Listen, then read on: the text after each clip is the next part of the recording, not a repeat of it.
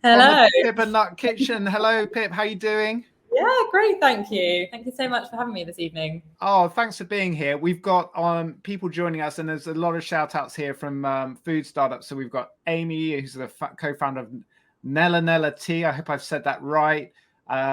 Jasmine from a creative branding studio. We've got here goes second coffee startup, founder of Beans Around the World. Kishan is here. So welcome everybody.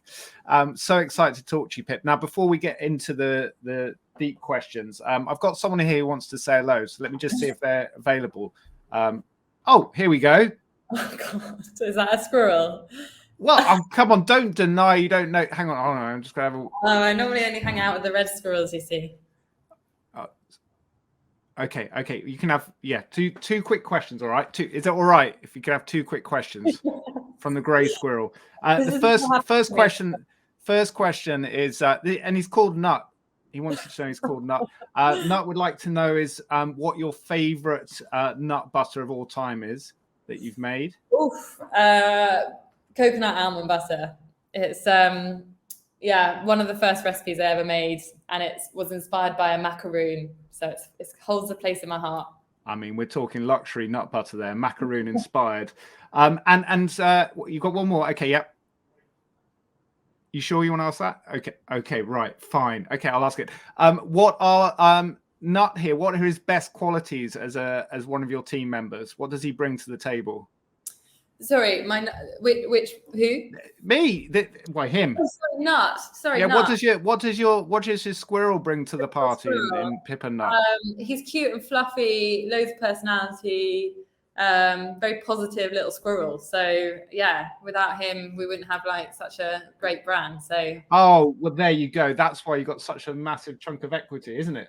Isn't it, Nut? Yes. He says I'm going to see you on the. Look forward to floating on the TikTok market. Yes. Okay. Right. Go away. Fine. It's over. So life before Nuts, Pip, what were you doing before you started making this wonderful product? Yeah, good question. I was 24 when I first came up with the idea. So I guess I didn't have a particularly long career in my traditional sort of career, I guess. I was a theatre producer of all things. So I was working at the Science Museum just on Exhibition Road in London, and I was producing various different bits of children's theatre, which I'd always thought after university. I studied anthropology and geography, so it was very much more on the kind of social sciences side of things. Had more of a creative brain than I did one that was maybe more like, business minded, I guess. And yeah, I was one of those people that really didn't know what they wanted to do when they left university or when they were growing up. I kind of just went towards things that I found interesting and inspiring. And so that led me to theatre after university. And yeah, I can't really say many things crossed over from nut butter to theatre, unfortunately for me. But what I would say is that I don't think it's important when you are starting something up to either have firstly experience in what it is that you're about to go into. I think you can sometimes have an advantage by being inexperienced and just going full throttle into the world of food and drink or whatever industry it is that you're stepping into. And yeah, I don't think you always need to necessarily be like a classic entrepreneur as well. I don't believe that those are people that are just born. I think you can make a business an entrepreneur. So I'm certainly one of those people that, never thought I'd be where I am today, but very happy that I am because it's been an incredible sort of 7-8 years running this business. And so that first step on your entrepreneurial journey was what, Pip? What connected you with nut butters? Yeah, I think like a lot of things, it's so many different things that kind of weave together that end up making you go down a certain journey. So I think from a really early age, food has been a really like pivotal part of my upbringing. I'm from a big family. I've got 3 older sisters.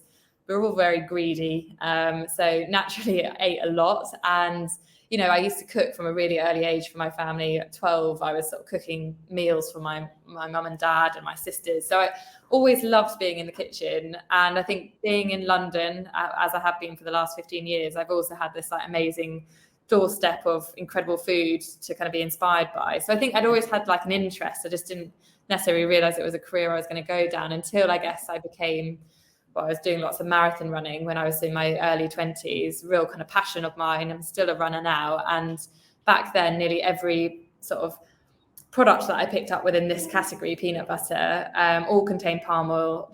A lot of them contain a lot of stuff in there that just didn't need to be in there, but fundamentally were just really processed and not particularly natural. And as someone that was a bit more health orientated, but also someone that loves food, this product got under my skin. I was like, there's definitely room in this category, which is growing naturally because of trends like protein and sort of health in the wider kind of sphere.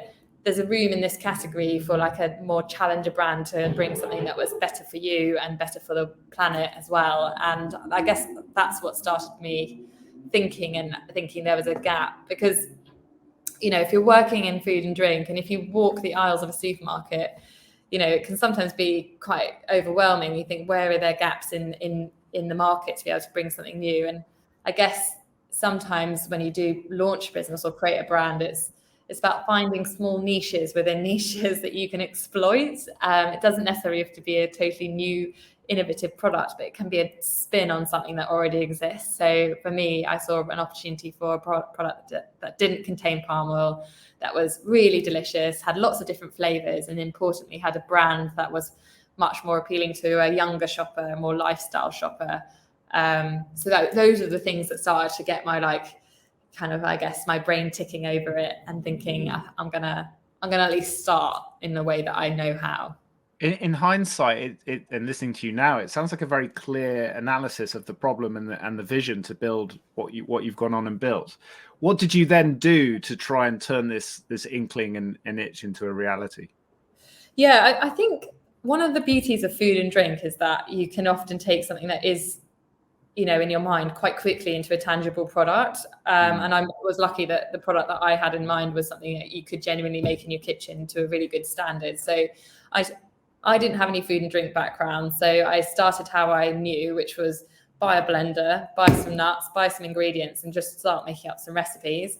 And it was pretty basic at the time. And there wasn't particularly anything fancy or kind of necessarily the brand that I was looking to create, but it was a way of starting, I guess. And I started it in my kitchen, and I took and made maybe 200 jars at a time, and I'd take them down to markets at the weekends whilst I still did my day job, and I would sell them to the public as a way of just testing out the recipes that I'd created and just really trying to build my confidence. Because I think, I don't know, it can feel like a long way when you have like an idea in your mind and then you think, how the hell am I meant to get onto the supermarket shelves? Like that feels like a really long, big job. Whereas at least starting by like creating something in your kitchen and getting some positive feedback from consumers is like a really nice way to start the ball rolling.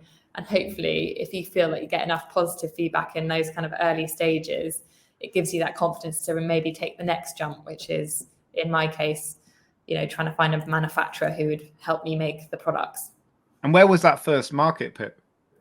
It was down in South London, a market called Maltby Street.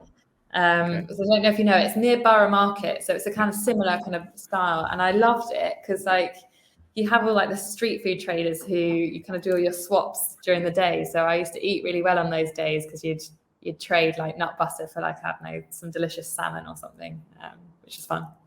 Yeah, but you're part of that community and culture and got you excited. So you got that positive feedback. You had the first version of Pip and Nut. What did you do next?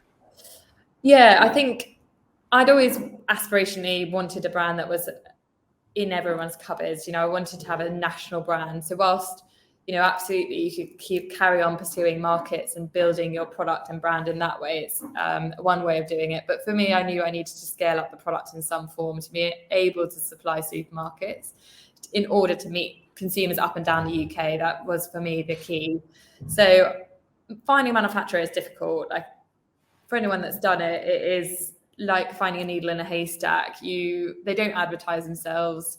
They don't often want to be found by small startups. They'd rather speak to a Tesco or a big supermarket where they can get big volumes. So you have to do a lot of digging. And some of the ways that I found or ended up getting to the factory that we worked with when we launched was word of mouth. I think speaking to other people in the industry, often people in like specifically food development are a good port of call. Also going to lots of trade fairs. And every time you speak to a factory and they say no to you, you often then say, well, who else do you know that might be able to do it? And they might give you a name of one or two more people, which you can then go and knock on their door. So scaling that product up is fundamental. You've got to be able to have a product that has the right margins for everyone along the way. Has to be the right price for a consumer, needs to be the right price for a retailer to be able to make enough money on it, and then you need to make enough money on it as well at the end of the day. So for me, that was about finding a good partner that could get those kind of, I guess, scales and economies that I needed to get the product out the door. And once I found that, which took about 8 months to be honest, to find that factory, a lot of no's, lots of kind of slightly awkward conversations later, finally landed a factory that wanted to work with me. And that was really like the door unlocking, and suddenly being like, right, I think I've got a business that I can do. So I could start working on branding. I could start, thinking about raising money, because those were the other two big jobs that I knew I needed to do once I had the product sort of. It reminds me of a conversation I had with the Oppo brothers, the ice cream startup, when they were like, right, it was every time they needed to make a batch of ice cream, they'd have to go to this factory in Scotland, and it cost them £2,000, and they had £18,000. So they had 9 goes, and it failed 9 times in a row. And then they were like, well, that's it, it's over. And then of course they won a competition, a startup competition, got £2,000. They were like, we got one more shot, and then it worked. Which is nice, but it is that kind of, you've got to be prepared to be like with fundraising, not back a few times. So you found your manufacturer. How did you then get onto that next stage with the fundraising? I think this is probably maybe where we might have crossed paths. There are paths overlapped. So I guess the context of this was that I was 24 at the time, so I didn't necessarily have lots of like money rolling around in my bank account. I was kind of very much a bootstrapped startup. And so I remember at the time, I was still working part-time at the Science Museum. I kind of needed to get the product out the door, but I was still kind of trying to juggle my day job. And I came across a competition, and it was actually from a friend, and they'd fired it over to me saying, you should apply to this. And it was from a company called Escape the City, which, Ben, I know you've got close links to. And Escape the City were running a competition called Escape to the Shed. And this competition was to allow one startup, which you had to like fight through a competition to win, one startup to live rent-free and have desk space at their head office. The catch was that the rent-free was 3 months living in a garden shed, which was in the back garden of their head office, which at the time, I don't think I really thought about when I applied. I thought, this sounds great. I can live rent-free in London and not have to worry about my overhead. So I applied on a bit of a whim.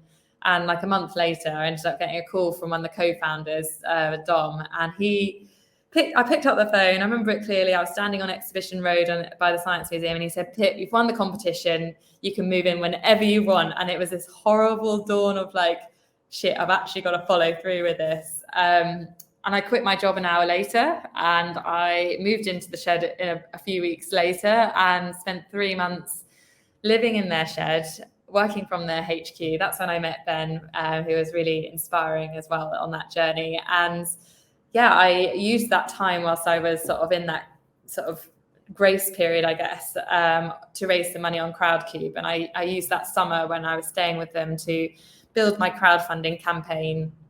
And I went live with that Crowdcube campaign, and I raised £120,000 within 7 days on that site. And then that gave me the fuel to go, and I haven't looked back since, so haven't had to get another job, thankfully.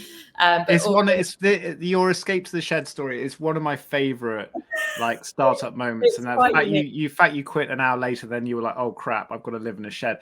Just to give some context for everyone watching, the shed was okay, wasn't it? It was like, I remember I helped put it up, and I was like, this is quite nice, I live in here. But in terms of like a garden, it was a bit of gravel outside the back door of the office. I mean, the office was nice, but it wasn't anything grand at all. But I was like, whoever does this is going to be quite brave. And I remember the runner-up of that competition was Charlie from Moju Drinks, who got some desk space. I think didn't get a shed, but got some desk space, and ended up building Moju into what it is now, and is alongside Pip and Nut in big supermarkets. So 2 really good stories came from that competition. And the point was that competition again was a kind of Dom Jackman at Escape City saying, oh, what else could we do this summer? We've got this bit of space outside. So I think it's such a good example, and we see this a lot now. You do it brilliantly with prizes on Instagram, where you team up with other founders and startups, and you say, how can we come together and do something to create some fun and buzz? And I think there's something to be said, whether you have your own garden shed or something else like that, is that it's that idea of like you make your own luck, which I do think it is, that you've got to put yourself out there. You've got to sometimes suck up the embarrassment and just go for it. And you never know what it might lead to. So it's a bit of like take some risks, but also, yeah, don't overthink things and go for it basically. Yeah, exactly. And you've done that very well. Now let's talk about the next step, which is like creating this brand, which, you know, from early on was stood out and, you know, matched that vision that you had. How did you spend all that £120,000 on creating the brand, or what was the process? Yeah, so the brand was quite a different route actually. So I'd actually got the branding done just before the fundraise. So I worked with a great creative agency, and at the time I remember rocking up to their nice office in Shoreditch, again with about £5 in my back pocket, and I went for like a meeting with the two directors and got to know them and gave them my pitch about what it was I was creating and what I needed from a kind of, was hoping to kind of partner with a creative agency to get. And they sent me what their proposal would be in terms of their fees, which obviously I definitely couldn't afford at that stage. And I ended up agreeing with them to, in exchange for the work that they would do to create the branding and all the packaging and the kind of principles that I'd need to start the business or the brand, they would also, in exchange, I would give them equity in the business. And that was actually my first round of a small bit of finance that I took into the business. And it was great. It was such a good way to start, because I would have never been able to afford what was such brilliant sort of foundations that they gave me in creating the brand that you see today. And it also meant I had a really great relationship with this branding agency who kind of have been on the journey with me as well. So it's definitely one more option, because I do believe that if you have a strong, particularly a food brand in particular, like needs to have really good branding to get cut through. And if you're going to spend your money anywhere in day one, like spend it in your product, making your product as desirable and lovely and engaging and distinctive as possible, because that will only come back to you in like the long run. And if you think about the value that Pip and Nut is now created through the brand, it's a very good bit of investment that I did in those early days to get us off the ground, because it is so competitive on the shelf. It's so difficult to get cut through.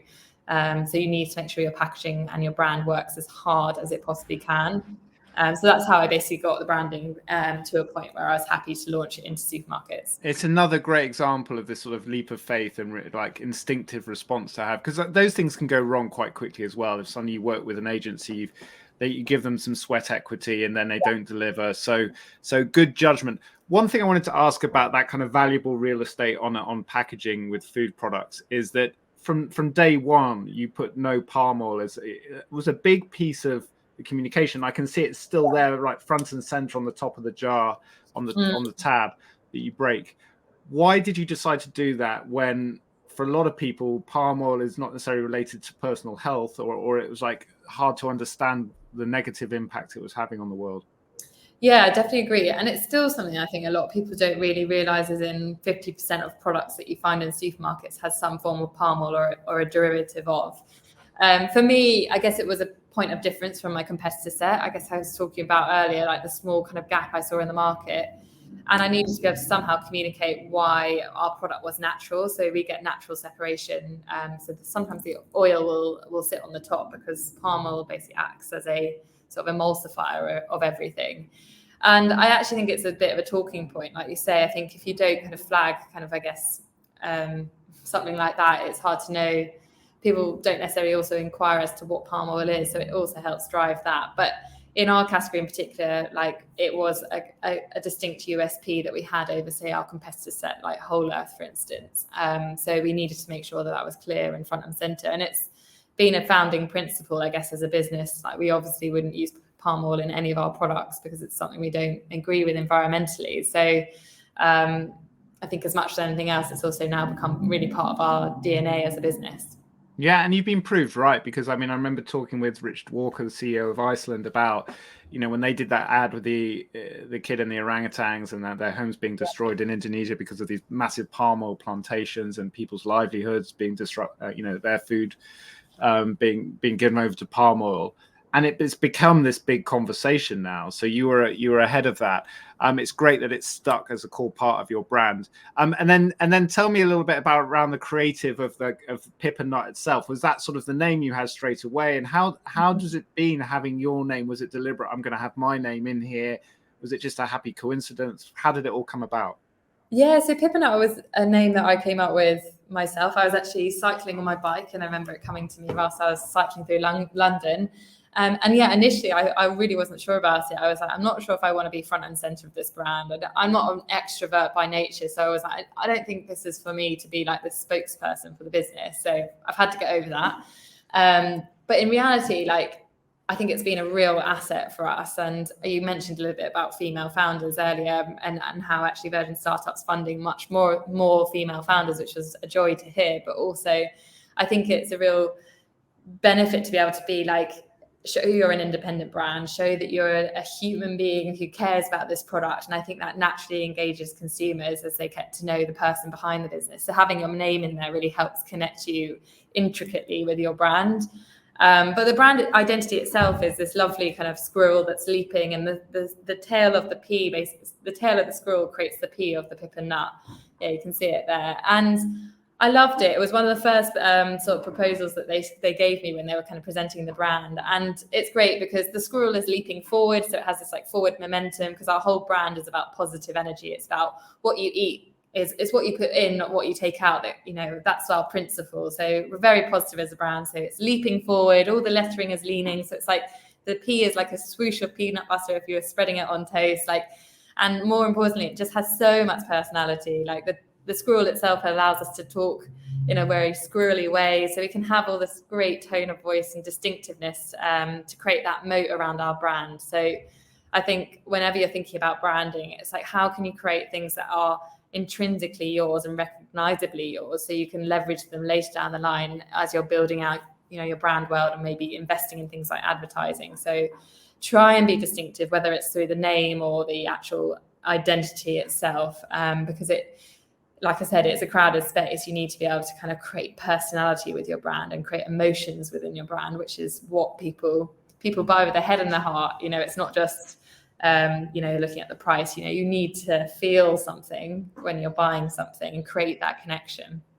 And you nailed it along with your designers right at that beginning. And I love that it hasn't, I mean, lots has changed, but that core branding and imagery hasn't. So in terms of the head and the heart and the selling process, how did it then go in terms of pitching, and what was your strategy? Because for a lot of food and drink startups, you know, there's so many different ways to try and get their product to market. What did you do next?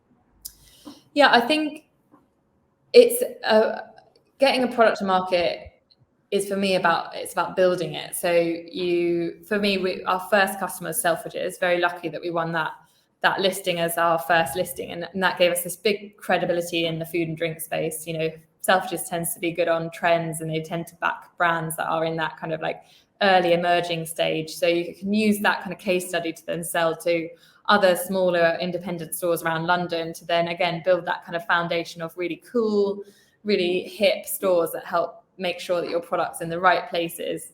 Because I think in the first 6 months in particular, or certainly here for me, it was like, use your distribution like marketing, like be seen where you need to be seen, so that almost by association you become cool. So you see it happen with like lots of brands. Like Oatly, as an example, is a great. They're probably the best at it in the game, because they are in every cool coffee shop, and constantly, if you associate that, you know, hipster coffee shop, you kind of think Oatly is pretty cool at the same time. So I think it's a really good one to think about. Don't rush too quickly to those supermarkets, because you can't really go backwards.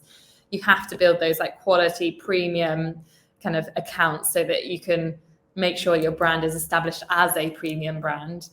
I think then when you've kind of got that as a foundation, and hopefully built up some lovely bits of kind of PR and, you know, good social media traction and things that you can use to kind of create hype around your brand, I think that's when you can start talking to some of the major malts. And, you know, for us, it's about, we first went to Ocado, they listed our brand, and that got us then starting conversations with Sainsbury's and Holland & Barrett. And each time you're kind of almost doing those building blocks, which gets you to the next door. And I think it's so important to make sure that as you are building a distribution, make sure you don't take on too much at once as well. Don't be too hungry, because sometimes if you don't have necessarily the capital to be able to support the marketing required to raise awareness of you in, say, a Tesco's, you can quickly find yourself, as quickly as you were in it, as quickly as you are taken out. So because they're just going to put you on the shelf. They're not necessarily going to guarantee the end of road marketing and the rest of it. And it's such a mistake, which I think a lot of people from the outside looking in will often think once you're in Sainsbury's, you're made. But it's actually complete opposite. Almost like the job really starts when you get on shelf. Once you've got that listing, you've got to really hustle and make sure that people and consumers are taking it off shelf, so that you get that really strong momentum and cut through in that retailer. So often what I've found has been really good is start in a small, say if you're going into Sainsbury's, if you get a listing with 200 stores, for instance, with maybe 3 products, that's, even though they've got many more stores, up to 1,300 stores around the UK, you can build a really strong rate of sale and case study in those 150 stores, because they'll be the best stores that Sainsbury's have that they'll put you in. They'll put you in the places that you're most likely to get the highest rate of sale. And then you build out from there. If you go into the full estate, you'll find that your rate of sale will be diluted across stores that probably won't sell you. So you'll find yourself looking not as compelling to when you talk to your buyer about your performance. So yeah, have a think about how you kind of build your distribution in phases so that you make sure you succeed along the way. It's super strategic, and presumably the advantage of having a product that has a 1-year shelf life, at least, does allow you to work out that the distribution over time. What's the business model for nut butter then? How much were you sort of chasing fundraising versus how long did it take you to get into a sustainable profit making business? Yeah, that's a good question. Probably too long to make profit, bottom line profit. We've raised about 3.5 million over the course of the last sort of 6 years. So actually relatively so we're not that capital intensive. We've been quite frugal with how we've spent our money. But having said that, we haven't necessarily been profitable for the journey of our business, intentionally so, as we've invested heavily in marketing, brand awareness marketing in particular, to really drive our brand forwards. And I think it's a tough one, isn't it? Because food and drink, by the very nature, you have a lot of stock that you have to carry. And I do remember in the first couple of years, there were some tough moments when we launched into retailers, and suddenly you find yourself having sent, hundreds of thousands of pounds of stock into retailers, and then realizing they're not going to pay you for that stock for another 60 days. And you've had to pay your factories up front or something like that. And it's difficult, that scaling piece.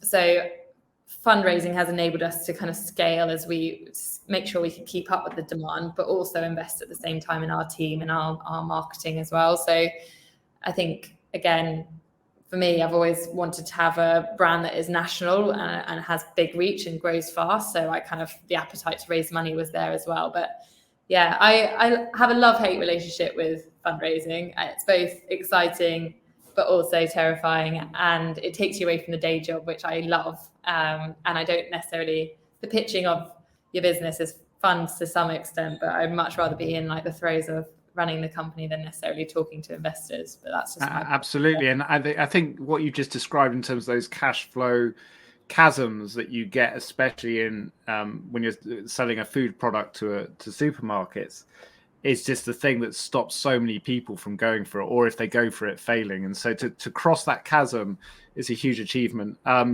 What about just supermarkets though? One thing is that they have got better with working with startups. So right. I don't want to put people off and say it's really hard, because actually the likes of Sainsbury's and Tesco and Asda and Morrison's, they all have incubator programs now for startups. So actually, they are much more well-equipped to work with you as an independent brand, and they have more flex than they've ever had before, especially post-COVID or during COVID, around payment terms. So, some Asda can give you 15 days payment terms, which is a godsend if you're going into there and you haven't got loads of cash floating around. So they are better. It's just about making sure you are negotiating as hard as you can, but also looking at the right opportunities and scaling in the right way if you don't want to take on investment. And do they ever try and negotiate exclusivity around product? Absolutely, yeah. Lots of the retailers, if you've got a really exciting product, of course, they would love to just have exclusivity for 2 years and keep you locked in. And like with anything, I guess you just got to weigh up the benefits and the costs associated with giving a supermarket exclusivity. Sometimes it can be exactly the right thing you want to do. And you can leverage loads of other things like advertising and, data and things like that when you're negotiating with a supermarket exclusivity. But the downside is that you maybe don't build your brand as quickly in the wider market. So it's kind of up to you really when you weigh those things up. But it's certainly something, if you wanted, you could offer them exclusivity for 3 months, 6 months, a year, depending on what it is you're trying to get over the line. Yeah, so lots of negotiation. I'm curious to hear about whether all the different nuts, the almond butters especially, when external forces, global food supply chains and markets shifted. Share a story or two about that and how you've had to react. Yeah, you know what? This has been one of my biggest lessons over the course of the 6 years, is trying to get used to riding that roller coaster. I remember the first couple of years was an absolute nightmare, for us as a business. The year I launched, California was really going through some bad droughts at the time, and the price of almonds just went through the roof. We weren't making any money, zero gross profit on our almond butter for at least a year, because the commodity just went through the roof. And I just got through that, and that was tough enough as it was. And then Brexit happened a year after that. And that was awful, because we were buying all of our products in euros, and obviously you have to exchange it back into pounds. So the exchange rate went against the pound, and I was really exposed. And I think what I've learned, a few things with this, is firstly, there will be always something happening, whether it's sadly, what's happening at the moment with Ukraine, or COVID, or Brexit. And actually over time you realize these are just cycles, and you just need to make sure you're building enough resilience into your business and yourself, whether that's making sure you do have strong enough margins when you launch the business, making sure that you've got strong partners who can support you in purchasing out, a year in advance with your commodities, for instance. Ways that you can protect yourself are key, but also in your own individual, sometimes you just need to go through a few of those scary moments to kind of build your own resilience, so that later down the line, for me, when stuff hits the fan, I tend to not really get wobbled too much by it, unless it's something really awful, because you've almost been through a few of the tumbles prior to that, and it kind of has strengthened you, because you can always reference the time where it was way worse, 6 months, a year ago, when we had that crap experience. So I think it is an inevitability that you will have those shocks along the way, but they are cyclical, and you will come up against them all the time, and you have to learn to ride the wave and start to build in, like I said, commercially, a few more things that can help protect you, I guess. Yeah, absolutely. You're clearly a practicing stoic, focusing on what you can control and letting go of what you can't. Talking of trying to control things or not, tell us about how you've built your team of squirrels, and trying to build a culture around a very strong brand, and yourself connected with it. How's that journey been, and what does the team look like today? Yeah, so there's 25 of us, and they're been going 7 years. So it's been like a kind of slow growth of building people into the team. And I'd say the first few years, to be honest, it is a very organic process, the way that the culture you make. And by the nature of the business, it kind of almost sets the values that you are as a team. So one of our values is keep it real. And I think that always came back from the early days, where we were all doing events. You're all pitching in, packing the van, you're packing boxes, you're really all hands on deck. And I think that in the first few years almost creates that camaraderie that is so great. And I get quite nostalgic about those years, because they were so much fun. And I think it's about the people that you hire fundamentally, though, particularly in those early days. You need those entrepreneurial, women and men that are really just going to throw themselves headlong into it. You don't need experts. You just need great kind of attitudes, and kind of someone who gets what it is that you're doing and is willing to kind of roll their sleeves up. So for me, it's finding the right people at the right time. And even now, when we hire for more senior people and have a more structured team, if someone has all the kind of experience that you could ever possibly want, but doesn't have an attitude that has that kind of entrepreneurial spirit and is meeting our values, then they won't get hired. And I think you've got to hold yourself really, really accountable, because it's that age-old saying, one rotten apple spoils the whole lot. So you've got to be fairly slow at hiring people and try not to. So in that process, Pip, of the hiring, because you're absolutely right. If you get it right, it's a game changer. If you get it wrong, it's a game changer in the other direction. What do you do? What do you do to figure out whether they're the right fit? Is it still that kind of gut instinct, or do you have lots of different challenges? Yeah, you know what? I think when I was hiring the first few people, a lot of the time it was like, I used to do interviews in all sorts of different places because I didn't have an office that I was like happy to show anyone. It was just a crappy space. So I used to take them to pubs or, random places to meet for an interview. And by the nature of it, it was always way more relaxed. You kind of got to know someone a little bit more on a personal level. It was more of a conversation than it was like a hard and fast interview. And I still do a lot of that now. And I also think it can be quite telling. I remember hiring my FD a few years ago, and we met on a pub on a bank holiday weekend in August. It was so loud. I don't know why I did it. And I don't know why he met me on a bank holiday Monday, but we met up and we were in this loud pub in Clapham. And I remember at the time when he sat down, he went to the bar to get himself a drink and he came back with a pint. And I remember thinking, that's bold. But I really liked it about him. I thought it was like, I don't know. I know that's quite a specific example, but I guess there's something about trying to pull someone out of their like normal traditional interview where you're kind of sat opposite each other and it's really formal, but try and get to know them and see how they act in the real world. Like, do they speak to the waitress nicely? Do they, have a drink when they're answering their financial questions about how to scale internationally? I don't know. It can tell you a little bit about someone. So I think that is, an important thing. Now as well, I guess we make sure we get the rest of the team to vet someone that's coming in. And I think it's kind of important to make sure that you're really including the rest of the team so that you're not the only one also using your gut, but they're also helping as well. Absolutely. And presumably there's a great food culture at Pip and Nut. Absolutely. Yeah. Like, if you don't like food, then you definitely shouldn't work for Pip and Nut. Like, it's such a central pivotal thing of our business. And I mean, COVID has been difficult for that because normally, like every single day, 1:00, everyone sits down for lunch, regardless of what you're doing or how busy you are. Like, everyone sits down for lunch in our office and has a meal together. Obviously, COVID has shifted that a little bit, and we're sort of working out our post-COVID culture. But for me, like, sharing food is a really big part of getting to know each other, and I think that's where culture is an interesting thing, because I read the other day that culture is like how you communicate, how you act together, how you interact together, and it's not really any of the perks. That's kind of all superfluous. It's really about like how you treat someone when maybe you're giving them feedback, or how you take feedback, or how you communicate with someone when you disagree with them. Like, all these things are the way in which you're forming your culture.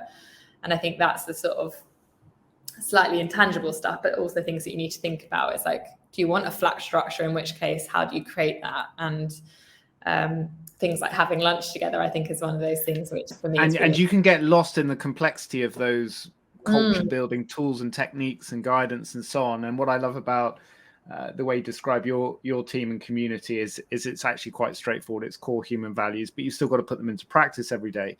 Let's talk a little bit about where Pip and Nut is today and some of the really exciting innovations and impact work you've done in the last couple of years. So there's the B Corp, there's the work you've done with food banks during COVID.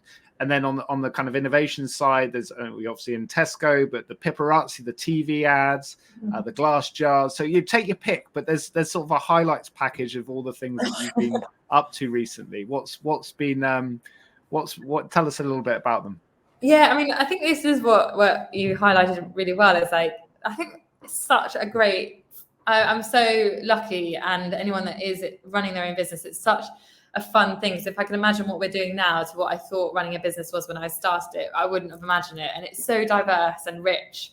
I love it. But yeah, I mean, for us, we're a B Corp, as you mentioned. We certified 2 years ago now, so we're recertifying again this year. For me, that was a big tipping point in my journey as an entrepreneur. B Corp's about looking after the triple bottom line: people, planet, and profit. So actually really starting to think, how do we truly deliver upon our purpose, but really deliver upon also making sure that we really shift what capitalism is and not assume that businesses are only there to make profit, but do more. So we're working on various lots of different things. Yes, there you go. There's the P Corp logo. On every jar. We are, sustainability is a big part of our next sort of few years. So we're working on our net zero ambitions at the moment. So looking at becoming net zero by 2040, but reducing our overall footprint by 56% by 2030, which is quite significant when you look at also the growth that you're looking to achieve. But is that mainly on import of the products? So 70% of that footprint, our carbon footprint, comes from our ingredients. So things like our nuts and peanuts and almonds. So really tackling that will be like a big part of reducing our overall footprint. So we're working a lot on that. We're also looking at carbon neutrality and how we can, whilst we get to net zero, offset our overall footprint. Looking at kind of projects that are close to our core ingredients like nuts. So looking at regenerative agriculture, lots of things like biochar and interesting ways to kind of offset our carbon, which I'm very excited about.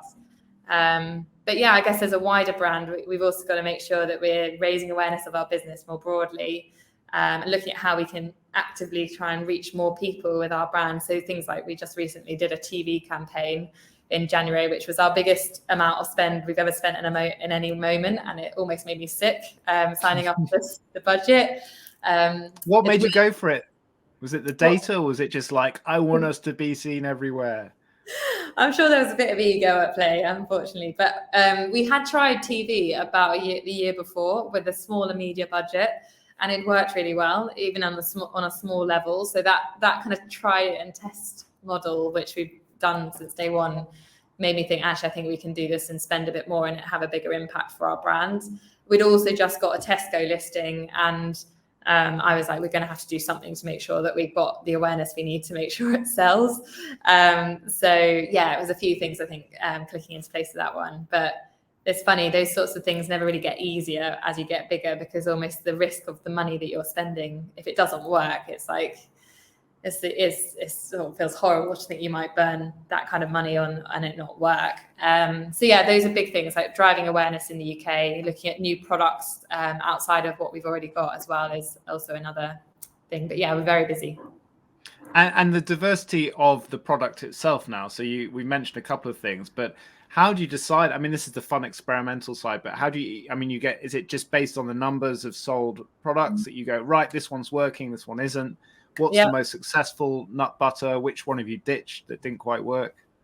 Yeah, I guess in the nut butter world, it's almost easier because we're so like immersed in it. It's quite it's easier to kind of come up with ideas and kind of try and test things because we've already kind of got our kind of principles involved. I think what's almost harder is when you start to like diversify into other categories. So for us, we're looking at, we've got a range of nut butter cups, which is like a confectionery range. And that's almost harder because like you've kind of got to learn a whole new space. Like how do people, eat chocolate? What's important to them? Like, what are the trends? Like, what do we do? What ingredients would we be happy to put in this? And that sort of thing, where you end up having to really think about your brand values, like, and think through how that applies to any product that you're making. So yeah, I find it's a lot of research. I still do a lot of wandering up and down the supermarket aisles to browse for inspiration, consumer research, and then just, I guess, that's that gut feeling. I think it's funny, I think sometimes entrepreneurs think that they're kind of that saying where you're just a master of, what's the saying? It's it's jack of all trades basically, and you feel that you've got no kind of real specialism. But what you do have is like an intrinsic kind of like obsession and knowledge of probably your brand and the world you sit in. And so you really can use your gut in a lot of innovation, I think, because you've got a good sense, having been around it for so long, of what your brand could do. Yeah, and as we learned at Rebel Book Club, your gut is your first brain, so we should try and listen to it more often. I love that. So I wanted to finish with a couple of sort of personal questions, which I've been fielding questions and building them into the conversation from people online. So thank you, Pip, for going in all sorts of directions with us this evening. But one of the questions is around being a solo founder versus a co-founder. Now, you've shared about the community that you've built and your team, which sounds fantastic. But how has that been? And I know it's the only journey but what's it like being, ultimately the nut and the buck stops with you? So how have you managed that journey in terms of building your own resilience? Yeah, I think it is really hard, and I think I do like running a business by myself, but I think it's always in those harder moments and in the highs as well that you wish you had someone to kind of share it with. And often more than anything else, like having someone that you can have a really frank conversation with that understands your business and totally gets it, but you can be totally honest. I think it's something I do envy of people that have co-founders who can have that kind of relationship. I think what you have to do, though, is make sure you just build a really good kind of support network, whether that be mentors, investors, or your team. But it probably is, certainly if I did another business, I'd want to have a co-founder, maybe just to see the other side and what it's like. The good thing is you can make decisions in an instant. You don't have to, if you don't, you always agree with yourself. So you're never going to have that challenge of having to like mutually agree something. So that I think adds a bit of simplicity to it all. And you don't have the risk of falling out with yourself. So if you do have a massive bust up, you've not. I guess the challenge that people always think about as a solo founder is when you have low points, right? So when you're in the dip, whether it's mentally, emotionally, physically, or you're just lacking that creative interest in your product or brand, like how you pull yourself back up. What have you learned that's worked for you? Yeah, how do I pull myself up? I think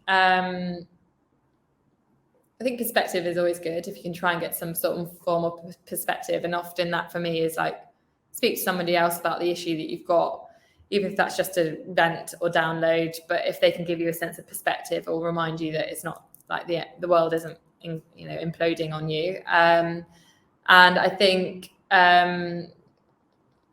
probably as well ensuring that you do create some boundaries about your work, and I think you get better about that as you mature in your business to some degree. So making sure that you aren't just living and breathing it all the time and have things outside of work that do pull you away and take you away.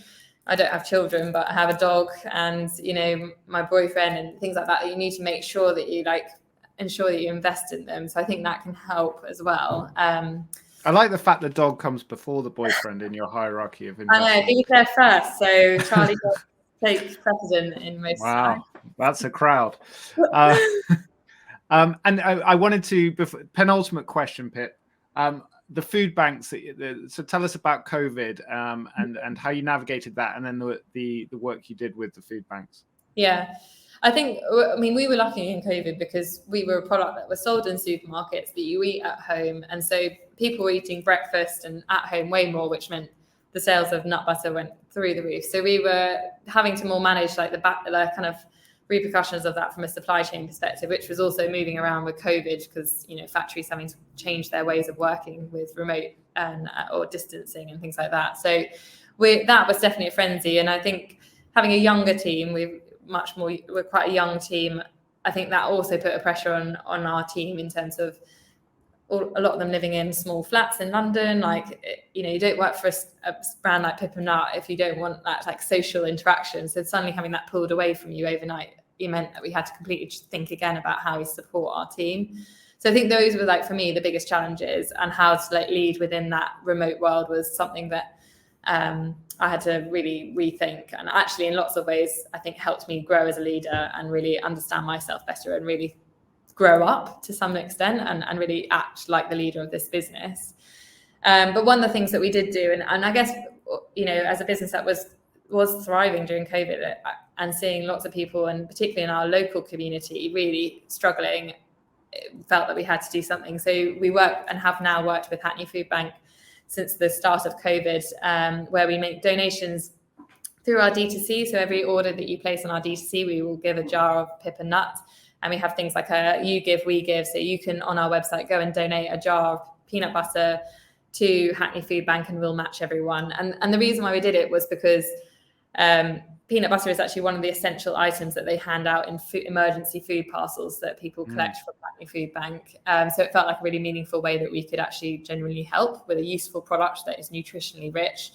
And secondly, Hackney's our local, is down the road from us, and felt like if you're going to, charity starts at home, and Hackney is one of the most diverse and poorest boroughs in London. So it felt like a really important place to start. So yeah. What sort of volume of have you donated to the food banks? I mean, last year we donated about 35,000 jars, and our ambition is to donate 200,000 over the next 3 years. So we want to continue to send it on. We do lots of campaigning for them as well, which is part of also, I think, making sure other people think about donating to food banks as well. It's so fantastic to hear about those values that you started Pip and Nut with, you know, when you were 24, turning into scaled up impact and business success. Pip, thank you so much for sharing everything this evening. Before you go, one more question from Alice. She says, if you were to start another business in 2022, what would you start, Pip? And you know, this is a tough one, right? Because you're basically stripping away this huge identity, which is your brand. I think I definitely love product, so it would definitely be a product-based business of some kind. I don't necessarily have that in mind, but I think I'd like to do something that avoided retailers. Not to say that they're not great. Do like all the retailers, but I'd love to do something that was more D2C, more and have to, like, you know, circumnavigate them all together. So product is definitely in my DNA, and I'm not sure if I could step away from food. I'm basically avoiding answering your question directly. So which niche should we explore, Pip? Oh, that is a question. Something in the, I don't know. I think it'd have to be sustainable. I love all the stuff. Like, I love Who Gives a Crap and the refillable stuff that's going on at the moment with, like, deodorants, and I'm sure there are more products like that you could find a solution that is about removing the amount of packaging crap that is everywhere in the world. So maybe something along that line, but I haven't got it. You're almost letting me plug my new climate startup fundraising platform, Raise, Pip, which I appreciate. I'm enjoying the zero alcohol kind of food, sort of drink space, because it feels like finally, this is big drop, which I'm drinking tonight. It's like finally we've got a quality, a bit like what you've done in the peanut butter world. We've got premium quality, values-based product that tastes all really good.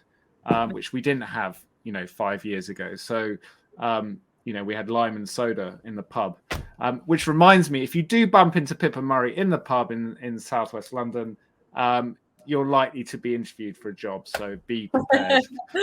Pippa, thank you so much for being with Version Startup tonight. We really appreciate your time. And I've just really enjoyed following your journey. And I love the leader, you know, that you've become in terms of it's like you're very humble, but you've created some big waves. So thank you for keeping us well fed and inspired. You're welcome. Thanks so much, Ben. Take care, Pip. See you soon.